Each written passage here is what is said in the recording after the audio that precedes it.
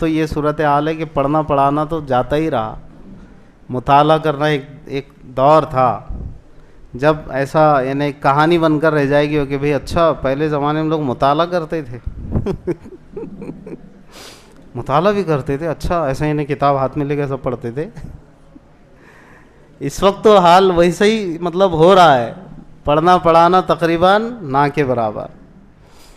تو ڈر لگتا ہے کہ کہیں مستقبل میں یہ کوئی کہانی نہ بن کے رہ جائے بچوں کے لیے کہ مطالعہ ایسا پڑھا جاتا ہے کر کے. ارے بھائی پڑھو, سیرت کا مطالعہ کرو, اپنے نبی کی سیرت کو ذرا سمجھو اور دنیا کو بتاؤ. یا جو حالات بگڑے ہوئے ہیں نا, اس میں ہمارا اپنا خود سب سے بڑا یوگدان ہے. لفظ یوگدان جان بوجھ کے کہنا پڑ رہا ہے یہاں. ہم نے بگاڑا ہے, اگر ہم سدھر گئے نا حالات سدھر جائیں گے.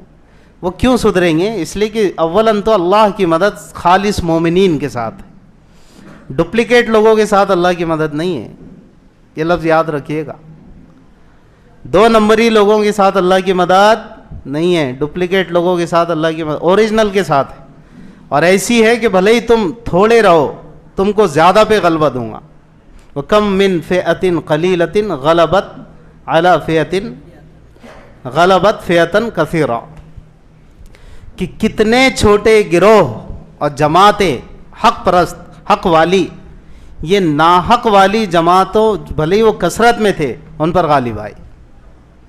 یعنی کتنی چھوٹی حق والی جماعتیں ناحق والی بڑی جماعتوں پر غالب آئی. اور یہ تاریخ اس پر شاہد ہے, دیکھ لیجیے آپ, تاریخ کا مطالعہ کیجیے. تو اللہ کی مدد اوریجنل لوگوں کے ساتھ ہے, اوریجنل جو اوریجنل رہے گا اللہ کی مدد اس کے ساتھ.